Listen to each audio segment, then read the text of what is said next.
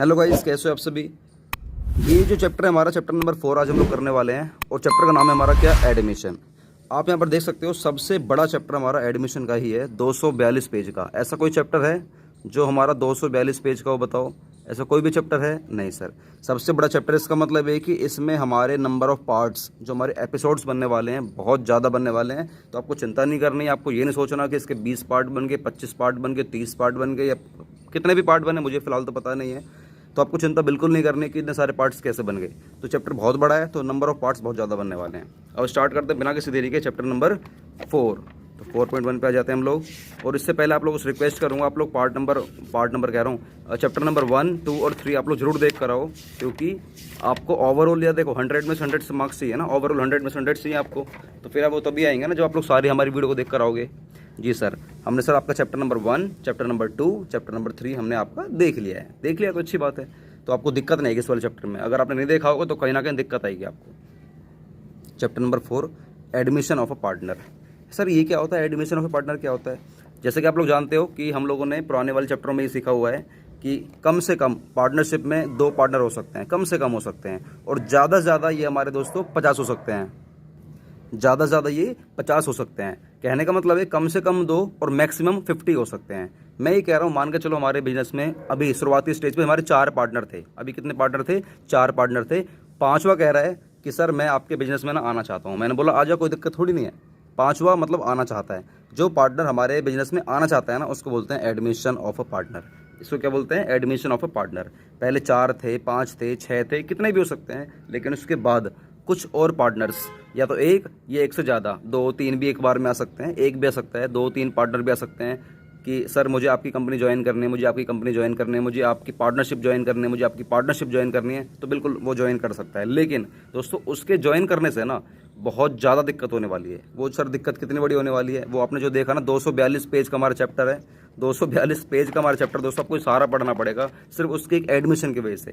तो सर मतलब हमें दिक्कत होने वाली है। हाँ, दिक्कत तो होने वाली है ना। आपको सारे के सारे रूल्स पता होने चाहिए कि अगर किसी पार्टनरशिप फर्म में कोई नया पार्टनर बिजनेस के अंदर एंटर करता है, एडमिट होता है, तो उस वक्त हमें किस तरीके से अकाउंटिंग करनी पड़ती है। ठीक है, यहाँ पर लर्निंग ऑब्जेक्टिव्स में कह रहा है कि आपको ये सब चीज़ सीखनी है कि न्यू प्रॉफिट शेयरिंग रेशियो कैसे निकालना है, सेक्रीफाइसिंग रेशियो कैसे निकालना है। हालांकि आपको मैं सिखा चुका हूँ पुराने वाले चैप्टर में कि सेक्रीफाइसिंग रेशियो कैसे निकालते हैं, तो ये सेम हमारा वही है, लेकिन फिर भी आपको मैं 1-2 क्वेश्चन करवा दूंगा प्रैक्टिस के लिए। इसीलिए कह रहा हूँ बार बार पुराने वाले चैप्टर्स को जरूर चेकआउट करके आना। ठीक है, चलिए फिर हम लोग अकाउंटिंग ट्रीटमेंट से गुडविल का ट्रीटमेंट सीखेंगे, रिजर्व का ट्रीटमेंट सीखेंगे, रिवैल्यूएशन सीखेंगे, बहुत कुछ सीखने वाले हैं। और याद रखना, मैं आप लोगों से एक हिंट की बात कह देता हूँ, हालांकि ये मैंने कभी कहा नहीं है, लेकिन फिर भी कह देता हूँ। आने वाले काफ़ी सारी वीडियो में हमेशा मैं कुछ ना कुछ हिंट दूंगा। देखो हिंट ये है, जब भी आपको लगे, आप लोग किसी भी बुक को पढ़ लेना, business studies, economics, English, maths, accounts, कोई भी सब्जेक्ट, यहाँ पर जो ये लिखा रहता है ना लर्निंग ऑब्जेक्टिव्स में, ये सारे पॉइंट लिखे रहते हैं। याद रखना, ये ना बहुत इंपॉर्टेंट पॉइंट्स होते हैं। यहाँ पे स्टार लगा लेना, सिर्फ यही इंपॉर्टेंट है, बाकी तो इंपॉर्टेंट कुछ है ही नहीं। सर ये तो हमारे पूरे पूरे चैप्टर्स हैं। देखो मैं आपको ना एक डबल स्टार लगवा रहा हूँ, जैसे कि डबल स्टार मैंने आपको यहाँ लगवाया, double star adjustments of capital. तो मतलब डबल स्टार का मतलब ये कि आपको ये तो करना ही करना है, ये तो पेपर में 100% आएगा ही आएगा, ये याद रखना। बाकी ये सभी चीज़ मतलब मिक्स होके आती है इन वाले बड़े बड़े क्वेश्चनों में। चलो थ्योरी पढ़ते हैं। ये होता क्या है, एडमिशन का मतलब होता क्या है। अब यहाँ पर देखो, sometimes a new partner is needed into the business due to the following reasons. कभी कभार हमें ना नए पार्टनर की ना आवश्यकता होती है इन सारे रीजनों की वजह से। 4 आपको रीजन दे रखे हैं, बाकी और क्या रीजन है वो आपने जो कमेंट बॉक्स में बताना। मैं आपको 4 रीजन बता रहा हूँ कि कभी कभार पुराने वाले बिजनेस में हमें नए पार्टनर की ना जरूरत पड़ जाती है। कि सर क्यों जरूरत पड़ जाएगी? पहला, व्हेन मोर कैपिटल नीडेड, जब मुझे ना ज़्यादा पैसों की आवश्यकता है। भाई सीधी सी बात है, जब हमारे बिजनेस को ज़्यादा पैसों की आवश्यकता है और हमारे पुराने पार्टनर्स उतना पैसा अरेंज नहीं कर पा रहे हैं, उतना पैसा वो कलेक्ट नहीं कर पा रहे जितने की आवश्यकता है, तो हम लोग क्या करेंगे यार? दूसरों के आगे हाथ फैलाएंगे। दूसरों के आगे हम लोग हाथ फैलाएंगे, भीख मांगेंगे, पैसा मांगेंगे। तो भैया भीख मांगने से बढ़िया है, किसी से लोन लेने से बढ़िया है आप कहीं बैंक में मत जाओ।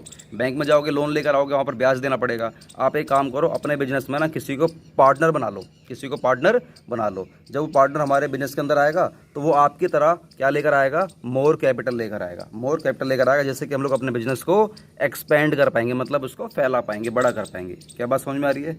सर बात समझ में आ रही है। और सर मज़ा आ रहा है, क्योंकि पीछे जो आवाज़ आ रही है ना चिड़िया की, ची ची ची ची ची ची, जो पक्षियों की आवाज़ आ रही है, दोस्तों आपको पता नहीं है, यही चीज़ सुनाने के लिए तो मैंने आप लोगों के लिए। आज 4 बजे मैं जगा, 4 बजे जग कर 5 बजे तक मैं तैयार हुआ, फटाफट से एक्सरसाइज करी, तैयार हुआ और छत पर मैं आ गया हूँ वीडियो शूट करने के लिए, जिससे कि जितने भी पशु पक्षी हैं, मतलब इनकी जितने भी पक्षियों, इसकी जितनी भी आवाज़ है वो आपको सुनाई देगी और आपका ना एक माइंड बिल्कुल काम रहेगा, बिल्कुल एक काम की तरह रहेगा। ठीक है, तो चलो आप उनकी आवाज़ों को सुनते रहो और मेरे को पढ़ते रहो। सर आपको पढ़ना है, जो मैं पढ़ा रहा हूँ उसको पढ़ना है। तो पहला पॉइंट क्या था कि हमें नए पार्टनर की आवश्यकता क्यों पड़ती है। या तो मुझे ज़्यादा पैसों की आवश्यकता है तो मैं उससे बोलूँगा भैया तू आ रहा है, एक काम कर, पैसा लेकर आ जा। जो भी मतलब आप लोग भी कभी ना कभी लेकर आए होंगे तो उनसे भी कुछ ना कुछ मंगवाया जाएगा, जिससे कि हम लोग अपने बिजनेस को बड़ा कर पाएंगे। इस वाले पॉइंट का फ़ायदा ये हुआ कि हम लोगों ने ना किसी पार्टनर को एडमिट कर लिया तो पैसा लेकर आ गया, हमें ना टेंशन नहीं है कि उसको वापस कब करना है, हमें टेंशन नहीं है। लेकिन अगर आप यही पैसा बाहर किसी पर्सन से लेते, किसी भी XYZ किसी भी पर्सन से लेकर आते, तो आपको उसको ब्याज देना पड़ता।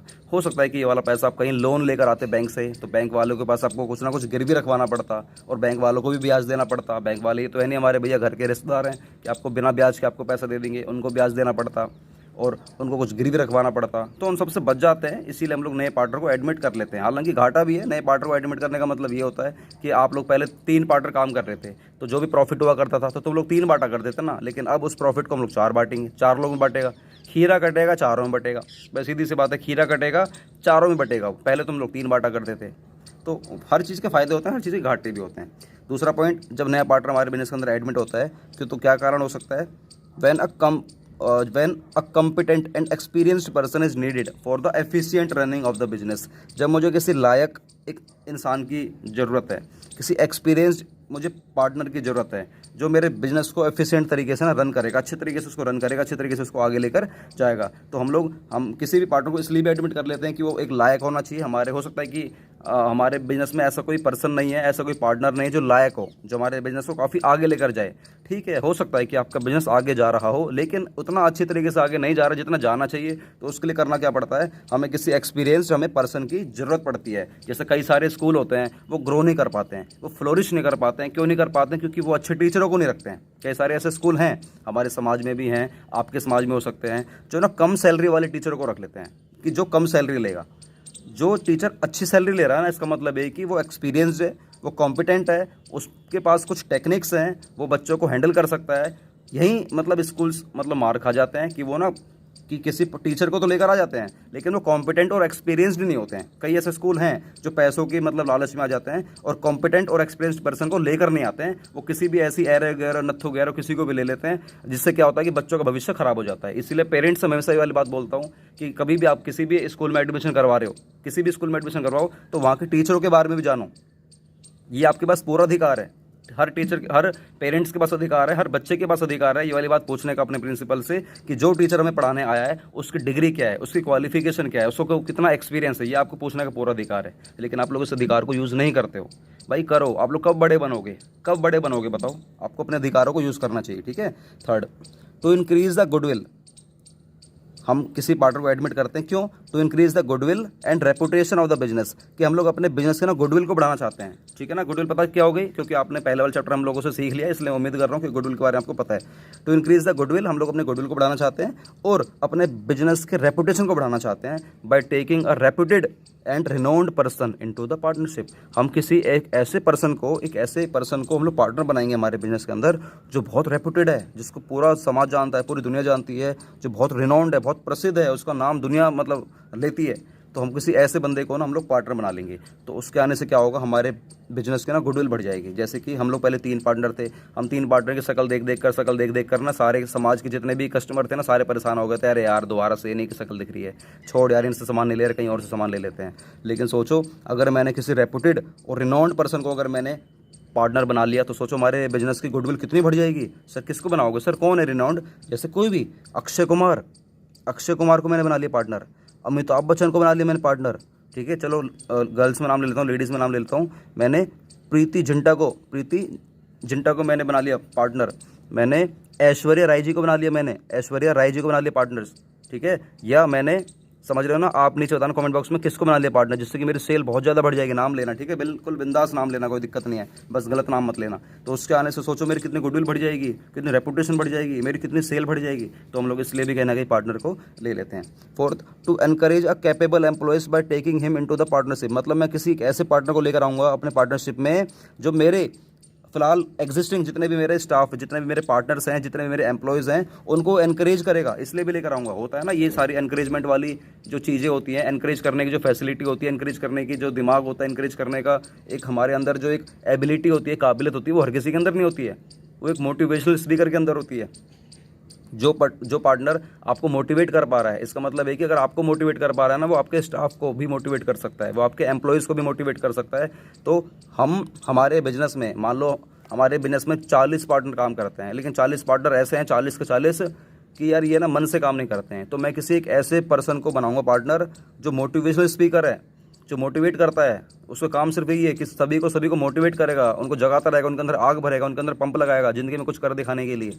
जैसे होता है ना, टीचर्स लोग भी आपको बहुत समझाते हैं कि बेटा पढ़ लोगे, अभी अच्छे नंबर ले आओगे तो बाद में आपको अच्छा कॉलेज मिल जाएगा, बाद में आप ज़िंदगी में तरक्की कर जाओगे, पढ़ लो। तो एक टीचर के अंदर एक मोटिवेशन भी होता है। टीचर तो खैर ऑलराउंडर होता है, लेकिन बिजनेस में भी ऐसे पार्टनर की जरूरत पड़ती है, ठीक है। तो आपको चल के पता कि नए पार्टनर की आवश्यकता हमें चार तरीके से पड़ सकती है। पहला, जब हमें ज़्यादा पैसों की आवश्यकता है, मोर कैपिटल। दूसरा, जब हमें एक कोई मतलब लायक, मतलब कॉम्पिटेंट या कोई एक्सपीरियंस्ड हमें पर्सन की ज़रूरत है, ठीक है। और थर्ड, जब हमें हमारे बिजनेस की गुडविल बढ़ानी है, रेपुटेशन बढ़ानी है, तो हम लोग किसी प्रसिद्ध इंसान को लेकर आ जाएंगे, पार्टनर बना लेंगे। और चौथा, हमें किसी एक ऐसे मोटिवेशनल स्पीकर को लेकर आएंगे या जो मोटिवेट कर सकता है, जो हमारे एग्जिस्टिंग जितने भी स्टाफ्स हैं, एम्प्लॉयज़ हैं, पार्टनर्स हैं, मैनेजर हैं, डायरेक्टर हैं, जितने भी बड़ी बड़ी जो बॉडीज़ के जो भी मतलब डायरेक्टर वगैरह बैठे हुए हैं, उन सभी को एनकरेज करने के लिए हम लोग किसी ना किसी पार्टनर को लेकर आ जाते हैं, ठीक है। चलिए, admission of A partner in is one of the modes of reconstitution. Admission of the partner is one of the mode, ये भी एक ऐसा मोड है जिससे कि हमारी जो फर्म है, हमारी जो पार्टनरशिप फर्म है, वो उसका रिकन्स्ट्रक्शन हो जाता है। इसका मतलब क्या होता है, रिकन्स्ट्रक्शन मतलब क्या होता है, रिकॉन्स्टिट्यूशन मतलब होता है पुनर्गठन हो जाना। मतलब अब वो दोबारा बनेगी, सब दोबारा बने, मतलब टूट के बनती है, जैसे बिल्डिंग हमारी पुरानी टूट के नई वाली बिल्डिंग बनती है। नहीं, यहाँ पर मतलब होता है कि आपका जो ओल्ड एग्रीमेंट होता है ना, वो खत्म हो जाता है, नया वाला एग्रीमेंट बनता है। तो एक एडमिशन भी, ये भी एक मोड है। एडमिशन से होता क्या है कि आपका जो पुराना एग्रीमेंट है वो खत्म हो जाएगा। भाई सीधी सी बात है ना, पहले तुम 3 पार्टनर थे, तो तुम 3 के बीच में जो भी टर्म्स एंड कंडीशन हो रखी थी वो एक पेज पे हो रखी थी। अब जैसे 3 से हमारे 4 हो गए, तो अब आपको नया पेज बनाना पड़ेगा। नए पेज के अंदर आपको नई बातें लिखनी पड़ेंगी, नया एक एग्रीमेंट बनेगा, नई बहुत सारी बातें लिखनी पड़ेंगी। तो पुराना वाला जो पेज है बेकार का हो जाएगा ना, फिर तो पुराना वाला पेज बेकार हो गया, नया वाला पेज सही हो जाएगा। तो पुराना वाला एग्रीमेंट खत्म हो जाएगा, नया वाला एग्रीमेंट हमारा बन जाएगा। Admission of A partner is one of the modes of reconstitution of the partnership under which existing agreement, मतलब ओल्ड, इसकी बात क्या हो रही है, ओल्ड, इसका मतलब क्या है, old comes to an end, old agreement हमारा खत्म हो जाएगा, and new one comes into existence, और नया वाला हमारे बिजनेस के अंदर आ जाएगा। A new partnership deed is prepared at the time of admission of a new partnership. मतलब जब एक नया पार्टनर हमारे बिजनेस के अंदर आता है तो हमें एक नई वाली पार्टनरशिप डीड हमें बनानी पड़ती है, डीड बनानी पड़ती है। क्लियर हो गया ना, डीड का मतलब क्या होता है, नीचे बताना कमेंट बॉक्स में कि मैंने आपको सिखाया था एग्रीमेंट में और डीड में क्या डिफरेंस है, एग्रीमेंट में और डीड में। देखते हैं कौन बताएगा। चलो, a new partnership deed is prepared at the time of admission of a new partner as the old partnership deeds comes to an end. जैसा कि आप लोग जानते हैं, पुराना वाला एग्रीमेंट हमारा, पुरानी वाली जो डीड है हमारी खत्म हो जाती है। अब एक ना आपको सेक्शन याद करना है यार, पेपर में आएगा तो नहीं, बट आपसे पूछ सकता है एक नंबर में कि according to section 31 sub section 1 में क्या बातें लिखी हुई हैं। उसमें सिर्फ ये लिखा हुआ है कि of the Indian partnership act 1932, उसमें सिर्फ ये लिखा हुआ है a new partner can be admitted only with the consent of all. ये बहुत इंपॉर्टेंट पॉइंट है। A new partner can be admitted only with the consent of all the existing partners. अगर मान लो हमारे बिजनेस में 5 पार्टनर पहले से काम कर रहे थे, 1 2 3 4 5, और मैं कह रहा हूँ कि हमारे बिजनेस में एक पार्टनर नंबर 6 हमें चाहिए, तो याद रखना पार्टनर नंबर 6 जब ही आएगा जब ये सारे के सारे राजी हो जाएंगे। एक ने भी मना कर दिया ना, एक ने भी मना कर दी, तो वो पार्टनर दोस्तों नहीं आ सकता। याद रखोगे, ये कौन कह रहा है सर, विनोद सिंगला सर कह रहे हैं, मैं विनोद सिंगला सर नहीं कह रहे हैं, ये section 31 sub section 1 of Indian partnership act 1932 में ये वाली बात लिखी हुई है कि सभी की सहमति होनी चाहिए। मान लो हमारे बिजनेस में 40 पार्टनर्स है, 40, अब मेरी 40 उंगलियाँ तो है नहीं यार, मैं 40 ऐसे कर दूंगा, सारी मिलाकर भी मैं 10 ही कर सकता हूँ। तो अच्छा, आप लोगों से सवाल करता हूँ, ठीक है, थोड़ा सा मजाक करता हूँ। मुझे बताओ मेरे हाथ में कितनी उंगलियां हैं, नीचे बताना कमेंट बॉक्स में, ठीक है ना। मेरे दोनों हाथों में कितनी उंगलियां हैं, नीचे बताओ कमेंट बॉक्स में, देखता हूँ किसका सही जवाब आएगा। चलो वैसे तो बता ही दोगे यार, कोई बहुत छोटी सी चीज़ है। मेरे हाथों में कितनी उंगलियां हैं। सर आपके हाथ पीले हो गए क्या? मेरे हाथ अभी पीले नहीं हुए हैं। सर आप मजाक क्यों कर रहे हो? पढ़ाए हो ना, ठीक है पढ़ाता हूँ। एक नया पार्टनर मेरे बिजनेस के अंदर जब भी आएगा, याद रखना, सिंपल कहना चाह रहा हूँ, जब मेरे सभी पार्टनर राजी हो जाएंगे। एक ने भी मना कर दिया ना बेटा, एक ने भी मना कर दिया तो वो नया पार्टनर आ नहीं सकता। सर एक ने भी कर दिया, सर एक ने मान लो मना कर ही दिया, लो ऐसे ही कर दिया। मैम पूछ रहे हैं ऐसे, कोई एक पार्टनर उससे पूछ रहे हैं तूने मना क्यों कर दिया, तो वो कह रहा है कि अरे मेरा मन कर रहा है बस मना कर दिया। तो बेटा ये वाला रीज़न नहीं चलेगा, ये वाला रीज़न चलेगा नहीं। अगर कोई पार्टनर मना कर रहा है कि हाँ ये वाला पार्टनर बिजनेस के अंदर नहीं आएगा या ये नहीं आना चाहिए, तो उसको बताना पड़ेगा कि क्यों नहीं आना चाहिए। उसके बारे में बताएगा कि हो सकता है कि इसने पहले कोई कांड कर रखा हो, समझ रहे हो, पुराने किसी बिजनेस में जुड़ा हो, वहाँ पर उसके पैसे चुरा लिए हो, किसी का कुछ कर दिया हो, बुरा कर दिया हो, या उसका पर्सनल उससे कोई मतलब लड़ाई वड़ाई तो नहीं है, क्या चीज़ है क्या चीज़ नहीं है। तो आपको वैलिड रीज़न देखना पड़ेगा, वैलिड। ये नहीं कि आप छोटे मोटा कोई रीज़न दे दोगे, यार उसने ना मेरे को, यार हम घूमने गए थे, जयपुर गए थे, दिल्ली गए थे, उसने ना पेमेंट मेरी टिकट नहीं कटवाई थी, इसलिए भैया नहीं यार इसको नहीं लेंगे। तो ये रीज़न नहीं है भाई, रीज़न होना चाहिए बिजनेस के हिसाब से बढ़िया वाला। क्लियर? Yes sir. चलो, rights of a new partner. जब एक नया पार्टनर बिजनेस के अंदर आता है तो उसको क्या अधिकार मिल जाते हैं? अधिकार मिल जाते हैं। तो ये 2 अधिकार दे रहा है। A new partner gets the following 2 rights. पहला right to share future profits of the firm.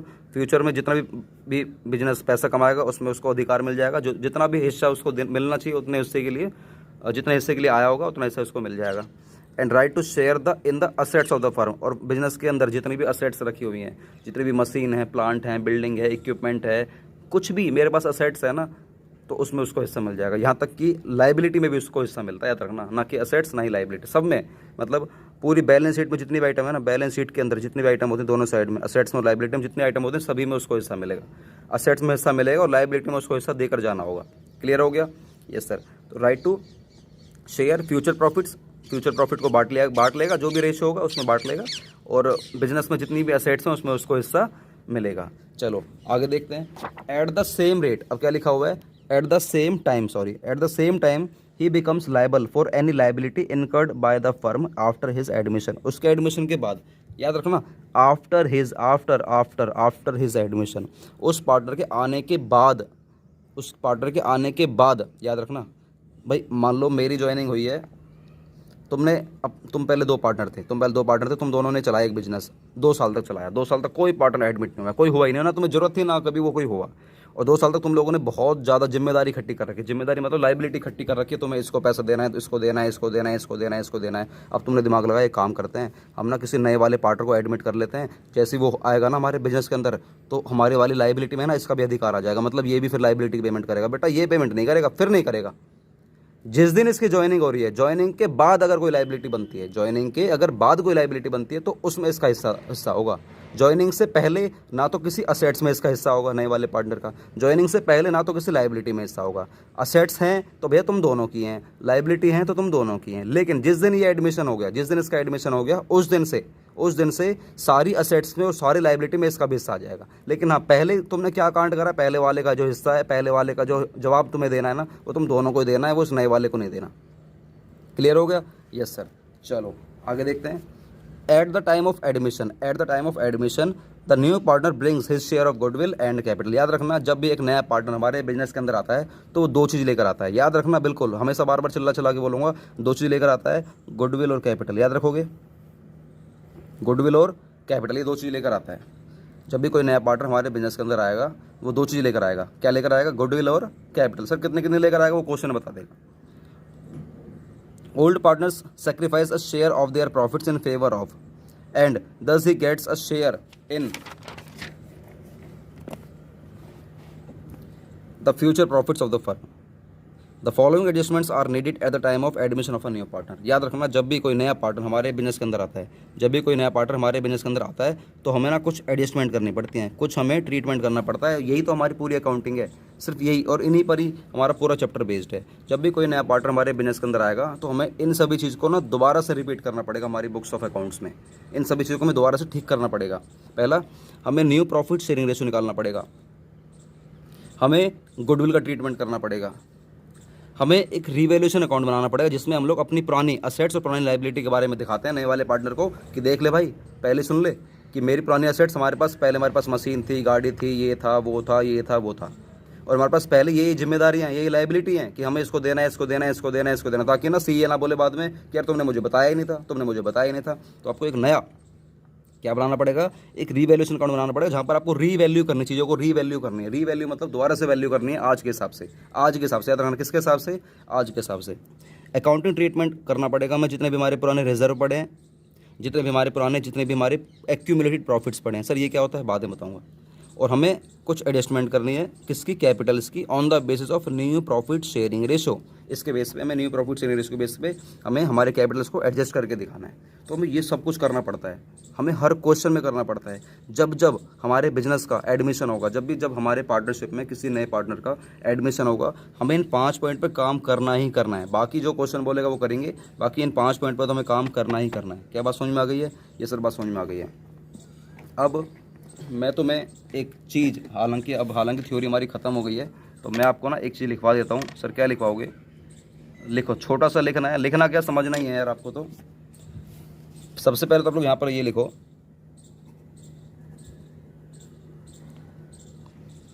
Admission of partner, part number 1। ठीक है, ये सर लिख दिया।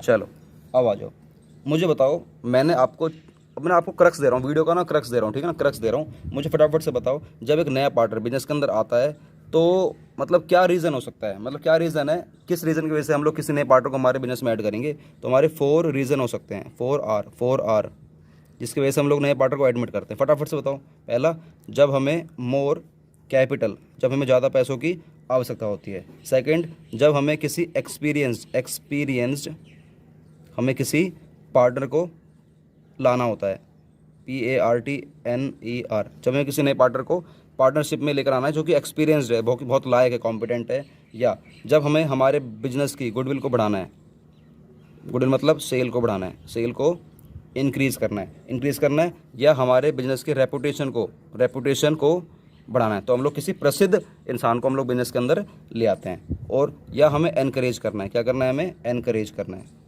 किसको एनकरेज करना है? जो भी हमारे स्टाफ हैं, जो भी हमारे मतलब एम्प्लॉयज़ हैं, जो भी हमारे डायरेक्टर्स हैं, जो भी हमारे पार्टनर्स हैं, तो इनको एनकरेज करने के लिए हम लोग किसी एक मोटिवेशनल स्पीकर को ले आते हैं, जो कि एक पार्टनर होता है, वो पैसा भी लगाता है, वो आपके संग काम भी करेगा, वो लोगों को, टीम को ना मोटिवेट करता रहेगा। तो हम लोग ये 4 रीज़न की वजह से हम लोग किसी नए पार्टनर को एडमिट कर लेते हैं। एक बात और सिखाई थी आपको, जब भी कोई नया पार्टनर हमारे बिजनेस के अंदर आता है तो उससे क्या होता है, आपका जो ओल्ड एग्रीमेंट है दोस्तों, वो हमारा ख़त्म हो जाता है, और आपका एक न्यू एग्रीमेंट दोस्तों वो बन जाता है, बन जाता है। फिर और मैंने क्या सिखाया था आपको, एक मैंने सेक्शन सिखाया था। सेक्शन फटाफट से बताओ कौन सा था? सेक्शन सर हमारा 31 था, सब सेक्शन 1 था।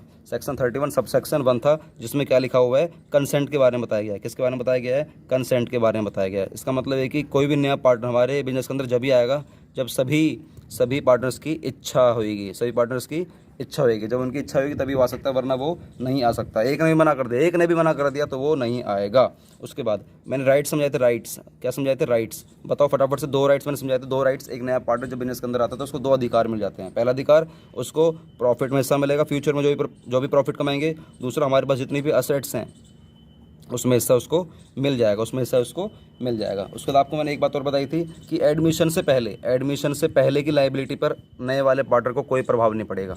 मतलब एडमिशन से पहले अगर कोई लायबिलिटी है, लायबिलिटी के बारे में क्या पॉइंट बताया था, फटाफट से बताओ। बिफोर एडमिशन, ये नोट्स नहीं बना रहा हूँ आपको, सिर्फ समझा रहा हूँ मैं सिर्फ, ठीक है ना। बिफोर एडमिशन से पहले अगर कोई लायबिलिटी है तो नए वाले पार्टनर को नहीं देनी, ठीक है ना, नहीं देनी। क्या बात समझ में आ गई है? ये सर बात समझ में आ गई है। उसके बाद और क्या समझाया था मैंने आपको, जब नया पार्टनर बिजनेस के अंदर आता है, जब वो नया पार्टनर बिजनेस के अंदर आएगा तो 2 चीज़ लेकर आता है। फटाफट से बताओ क्या लेकर आएगा? सर वो लेकर आएगा गुडविल और कैपिटल लेकर आता है।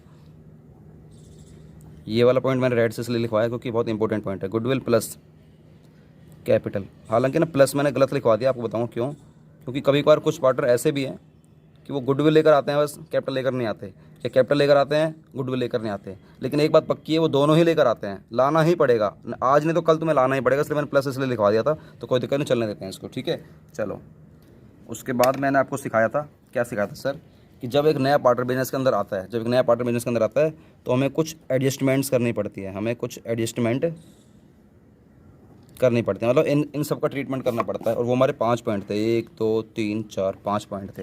तो सर पहला पॉइंट क्या था, हमें न्यू प्रॉफिट शेयरिंग रेशियो निकालना पड़ेगा। पहले 2 पार्टनर थे, अब 3 हो गए, तो तीनों का नया रेशियो कुछ और बन जाएगा ना। उसके बाद हमें गुडविल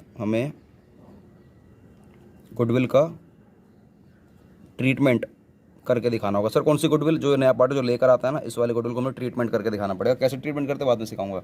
उसके बाद हमें एक रीवैल्यूएशन अकाउंट बनाना पड़ेगा। हालांकि इसके बाद अगर मैं आपसे कहूँ तो आपको एक कैपिटल अकाउंट और आपको एक बैलेंस शीट भी बनानी पड़ती है। फिलहाल के लिए जो मेन पॉइंट है वो है रिवैल्यूएशन। आपको ये हर बार करना पड़ेगा, ये जो 5 पॉइंट है ना, हर बार करने हैं। न्यू प्रॉफिट शेयरिंग रेशियो हर बार निकालना है, गुडविल का ट्रीटमेंट हर बार करना पड़ेगा, रिवैल्यूएशन हर बार करना पड़ेगा। जितने भी आपके पुराने कोई भी रिजर्व्स वगैरह हैं, आपके पास रिजर्व्स वगैरह पड़े हैं, इनका ट्रीटमेंट आपको करना पड़ेगा। और आपको अपने कैपिटल को एडजस्ट करके दिखाना होगा, तो दोस्तों ये रही हमारी आज की थ्योरी। अब कल से हम लोग क्वेश्चन करने वाले हैं। जो क्वेश्चन होने वाले हैं बहुत मज़ेदार होने वाले हैं, बहुत इंटरेस्टिंग होने वाले हैं। वहाँ से एक क्वेश्चन आपका जरूर फंसता है। आप किसी भी बोर्ड से अगर मुझे देख रहे हो, हरियाणा बोर्ड से, CBSE बोर्ड से, केरल बोर्ड से, राजस्थान बोर्ड से, यूपी बोर्ड से, कहीं से भी अगर आप लोग मेरे को देख रहे हो, तो वो जो क्वेश्चन कल कराने वाला हो ना, कल वाली वीडियो में दोस्तों, वहाँ से एक क्वेश्चन फंसता है, मतलब फंसेगा ही फंसेगा। तो ज़्यादा बातें नहीं करूँगा। अगर आपको चैनल सब्सक्राइब करना है, सब्सक्राइब कर देना। लेकिन हाँ, अगर आपको लगता है कि यार मेरी मेहनत को आप लोग सैल्यूट करना चाहते हो, तो सैल्यूट करने का ना एक सिंपल तरीका है कि जितने भी मैंने आपसे वीडियो में सवाल कर रहे हैं, क्वेश्चन कर रहे हैं, नीचे कमेंट बॉक्स में बताने के लिए आप लोग जरूर उनका जवाब मुझे ज़रूर दें और वीडियो को शेयर कर दें। मैं समझूंगा कि आपने मेरी मेहनत को, मतलब मेरी मेहनत की इज्जत रखी है। ठीक है, तो बस सिंपल आप लोगों को अब ये थ्योरी आपको दोबारा से रिवाइज़ करनी है घर पर जाकर। ठीक है, जरूर करनी है रिवाइज़, क्योंकि मेरे एक बार कराने से आपको याद नहीं होगी, सब कुछ आपको रिवाइज़ करना है। वीडियो को एक बार की जगह 2 बार सुन लेना अगर आपको लग रहा है सुननी चाहिए तो, नहीं तो कोई दिक्कत वाली बात नहीं है। कल से हम लोग क्वेश्चन करेंगे। वीडियो को शेयर कर दो यार, यही मेरी फीस है। मैं बहुत बार बोलता हूँ वीडियो को शेयर नहीं करते आप लोग यार, सिर्फ शेयर करो। अपने सभी दोस्तों को बोलो मेरे साथ हमारे संग जुड़ें। कोई दिक्कत आती है मुझे व्हाट्सएप पर सवाल पूछें और अपने अपनी क्लास में अच्छे नंबर लेकर आएँ। बस वीडियो को शेयर कर देना यार, आप लोगों से फिर बार बार बोलते हैं। ठीक है।